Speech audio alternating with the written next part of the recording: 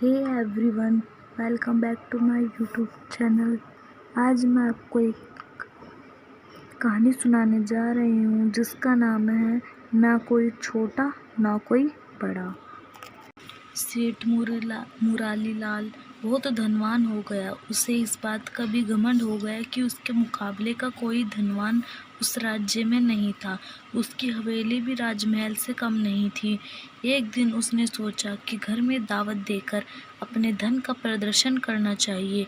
उसमें शहर के बड़े और प्रतिष्ठित लोगों को, राजा को भी बुलाया जाए। उसका एक उद्देश्य था धन प्रदर्शन। अगले ही दिन उसने इस भोज का आयोजन किया। उसमें शहर के बड़े बड़े लोगों के साथ साथ राजा को भी बुलाया गया। राजा मान सिंह को पूरी शान के साथ उस बड़ी हवेली में बैठाया गया जिसमें शहर के बड़े बड़े लोग बैठे थे। वहाँ पर किसी भी आम आदमी या छोटे वर्ग के व्यक्ति को जाने की इजाज़त नहीं थी। गलती से सेठ मुरारीलाल का एक नौकर उस कमरे में आकर बैठ गया। सेठ मुरारीलाल ने उसे वहाँ बैठा देखा तो वह क्रोध के मारे पागल सा हो गया। उसने झट से जाकर उसे गले से पकड़ा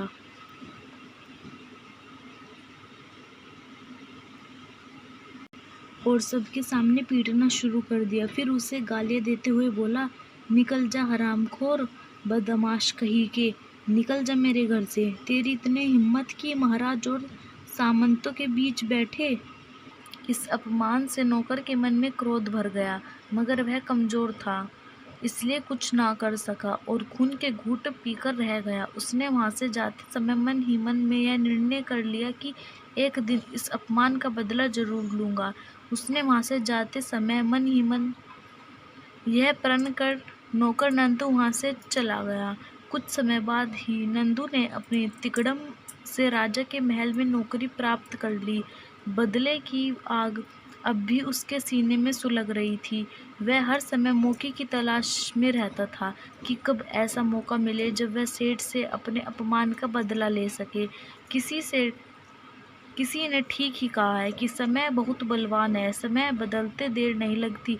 एक दिन नंदू राजा की अनुपस्थिति में उनके कमरे में घुस गया। यह तो वह देख ही चुका था कि सेठ मुरारीलाल खुलेआम महलों में आता जाता है।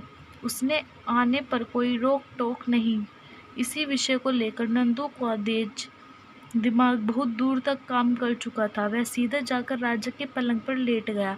देखने में ऐसा लग रहा था जैसे वह बड़ी गहरी नींद में सो रहा हो।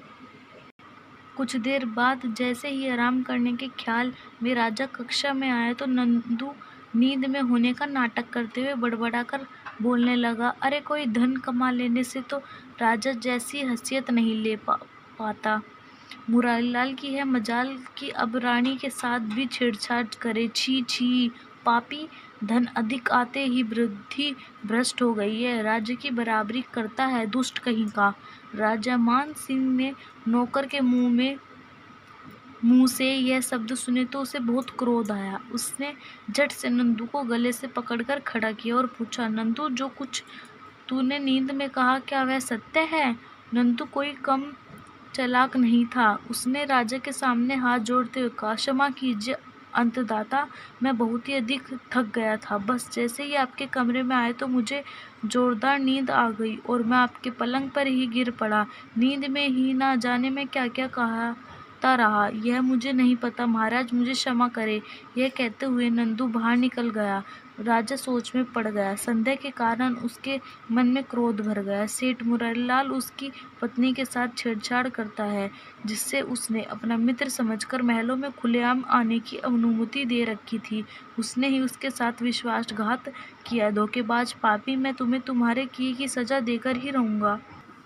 उसी समय राजा ने सिपाहियों को आज्ञा दी कि वे सेठ मुरारीलाल को पकड़कर उसके सामने पेश करे। राजा की आज्ञा का पालन हुआ। सेठ मुरारीलाल को गिरफ्तार करके राजा के सामने हाजिर किया गया। मुरारीलाल को देखते ही राजा ने क्रोध भरे स्वर में कहा, देखो मुरारीलाल, आज के पश्चाताप तुम मेरे महल में कदम नहीं रखोगे। आज से तुम्हारी हमारी मित्रता समाप्त होती है। धोखेबाज इंसानों से कैसी मित्रता? हाँ, मेरे साथ तुमने जो विश्वासघात किया है उसे हम जीवन भर नहीं भूलेंगे। जाओ, आज के बाद कभी इधर का रुख ना करना। इसी से तुम्हारी और हमारी इज्जत है। सेठ मुरारीलाल की यह हिम्मत ना हुई कि राजा से पूछ सके कि उसकी खता क्या है। चिंता के सागर में डूबा मुरारीलाल जब अपने घर आया तो इस सारे कांड के बारे में सोचने लगा। उसे यह तो पता था कि वह निर्दोष है, मगर उसे दोषी क्यों बनाया गया? किसने राजा के मन में जहर भरा, क्यों भरा? नंदू अचानक ही अपने पुराने नौकर नंदू का चेहरा उसकी आंखों के सामने घूमने लगा। अवश्य ही ये सब उसी का किया धरा है। वह आजकल राजमहल में है और राजा का करीबी भी है।